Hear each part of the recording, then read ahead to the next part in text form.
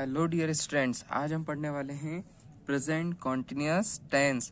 आई hope आपने इससे पहले की सारी क्लासेस को देख लिया होगा, और यदि मान लो आपने अगर क्लासेस को नहीं देखा है तो आप वीडियो के डिस्क्रिप्शन बॉक्स में जाकर और पुरानी जो क्लासेस है उनकी लिंक से आप उन क्लासेस को देख सकते हो।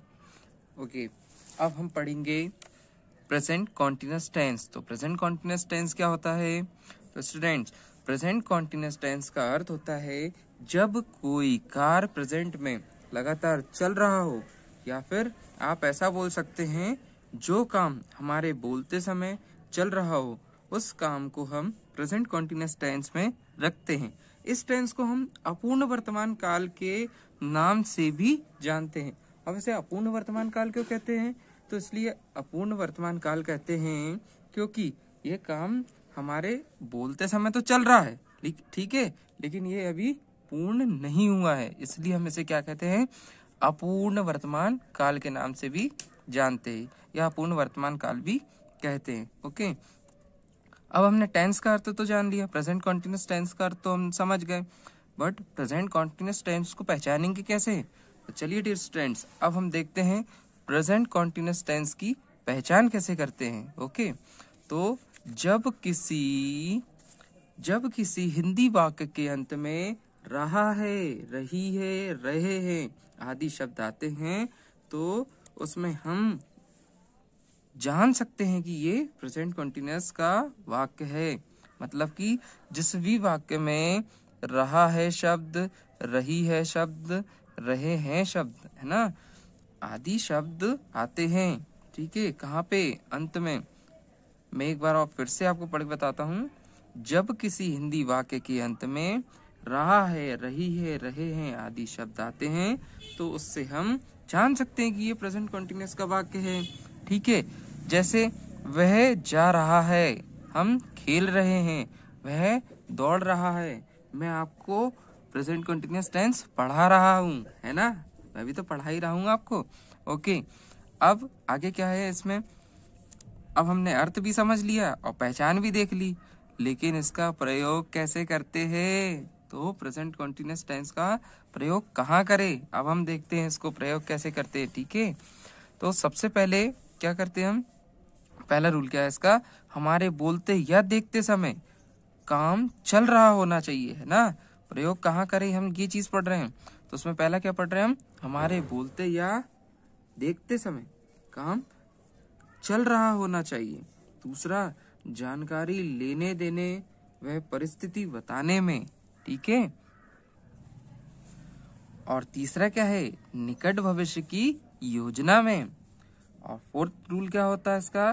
पिछले लंबे समय से चल रही आदत को बताने में भी हम किसका यूज करते हैं? प्रेजेंट कॉन्टिन्यूअस टेंस का, है ना। और पांचवा, कुछ हद तक जहाँ रहा है, रहे हैं, रही है वाक्य के अंत में आए वहां भी हम प्रेजेंट कॉन्टिन्यूअस टेंस का प्रयोग करेंगे।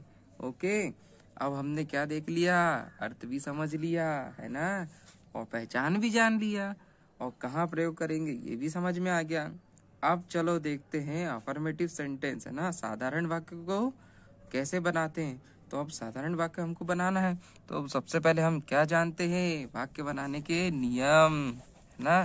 पहले हम नियम पढ़ेंगे, फिर इसके बाद हम वाक्य की प्रैक्टिस करेंगे, ठीक है। तो पहला नियम क्या बोलता है? एक वचनकर्ता के साथ इज का प्रयोग किया जाता है। एक वचनकर्ता कौन होता है? जिनको हम इंग्लिश में थर्ड पर्सन सिंगुलर कहते हैं ना, वही एक वचनकर्ता होते हैं। और उनके साथ कि उसके साथ किसका प्रयोग होता है? इज का प्रयोग किया जाता है। ओके, और दूसरा वाला नियम क्या कहता है? कर्ता आई के साथ एम का प्रयोग किया जाता है। कर्ता आई जो है ना, उसके साथ किसका प्रयोग होता है? एम का। बहुवचनकर्ता के साथ आर का प्रयोग। बहुवचनकर्ता क्या होता है? हमारे फर्स्ट पर्सन, सेकंड पर्सन, ये सब क्या होंगे? बहुवचनकर्ता, है ना। और थर्ड पर्सन तो हमारे सिंगुलर होते हैं, ठीक है। उनके साथ फर्स्ट और सेकंड जो प्लूरल है, ठीक है, यानी बहुवचनकर्ता जिसे हम हिंदी में कहते हैं, उनके साथ हम किसका प्रयोग करेंगे? आर का। और मुख्य क्रिया में क्या करेंगे हम? इसमें आईएनजी को जोड़ देते हैं, ठीक है। तभी हमारा क्या कहलाता है वो वाक्य पूरा? प्रेजेंट कॉन्टिन्यूअस टेंस का। अब हमने ये सब तो वाक्य बनाने के नियम जान लिए है ना। चलो अब हम स्ट्रक्चर देखते हैं और उसके बाद अब हम फिर वाक्य की प्रैक्टिस करेंगे। तो इसका स्ट्रक्चर क्या होता है, सब्जेक्ट, सब्जेक्ट के बाद क्या आना चाहिए, इज या एम या आर, है ना, अकॉर्डिंग टू सब्जेक्ट ये लगेगा। उसके बाद वर्ब की फर्स्ट फॉर्म, और वर्ब की फर्स्ट फॉर्म के साथ क्या आएगा, आईएनजी, आईएनजी के बाद क्या आएगा, ऑब्जेक्ट, है ना। अब देखते हैं हम स्ट्रक्चर से जमा के, जैसे मैं जा रहा हूँ, मैं की अंग्रेजी क्या होगी, आई, आई के बाद सब्जेक्ट आ गया जी, ये तो हमारा सब्जेक्ट था। आई के साथ क्या लगाते हैं, आई कर्ता के साथ एम, है ना। तो आई के साथ क्या आ गया यहाँ पे, एम, और एम के बाद हमें क्या लिखना है, वर्ब की फर्स्ट फॉर्म। वर्ब की फर्स्ट फॉर्म क्या होती है, जा रहा हूँ की मतलब जाने की फर्स्ट फॉर्म क्या होती है, गो, और गो के साथ हमको क्या लगाना, एनजी, क्या हो गया, गोइंग, आई एम गोइंग, मैं जा रहा हूँ। अब हम देखते हैं दूसरे वाक्य को। दूसरा वाक्य कहता है वह खाना खा रही है ना, वह खाना खा रही है। तो वह क्या है, हमारा सब्जेक्ट, है ना।